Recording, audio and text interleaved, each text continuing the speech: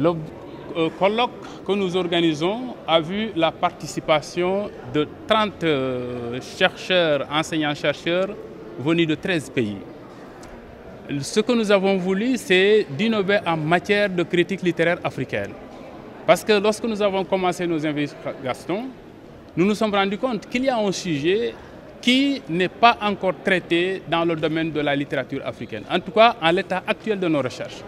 Et nous avons voulu innover en appliquant à la littérature africaine justement des réflexions qui jusqu'ici n'étaient pas abordées, parce que de toute façon, ce dont il s'agit en matière de critique littéraire, c'est aussi de renouveler l'approche, de renouveler la thématique, n'est-ce pas, de sentir des sentiers bâtis et de refuser justement de monter sur des chevaux déjà essoufflés. Nous voulons apprendre quelque chose de nouveau, mais nous allons enseigner quelque chose de nouveau à nos doctorants, à nos docteurs, à nos étudiants.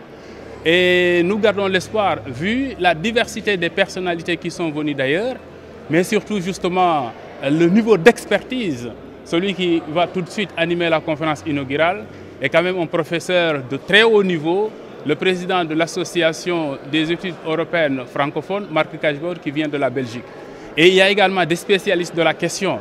Mais le problème, c'est que la pratique de l'autofiction et la pratique du récit transpersonnel ont toujours été appliquées à la littérature française. Et nous nous sommes demandé, mais pourquoi ne pas l'appliquer à la littérature africaine?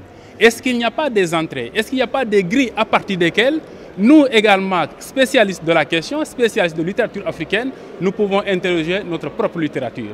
Et c'est l'engagement que nous avons pris, que nous sommes sur le point de concrétiser aujourd'hui. Ce que je réponds aux détracteurs de la littérature, c'est qu'ils n'ont rien compris. Et en général, ceux qui dénigrent la littérature sont des gens qui ne lisent pas les œuvres.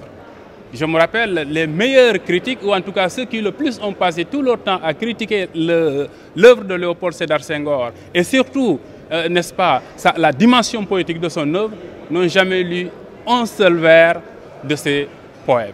Et donc, moi, je considère simplement qu'ils sont des ignorants généreux, entre guillemets, qui discutent de ce qu'ils ne savent pas. L'appel lancé à la recherche universitaire et au doctorat, c'est justement de s'inscrire dans la perspective que nous n'avons pas tracée, parce que là aussi, nous continuons les travaux de nos maîtres, et nous espérons également que nos étudiants, les docteurs que nous formons, que nous avons formés, vont également s'inspirer de ce que nous faisons pour aller plus loin que nous. Parce que notre rêve, ce n'est pas qu'ils nous imitent, notre rêve, c'est qu'ils nous dépassent pour faire plus dans le cadre de la recherche.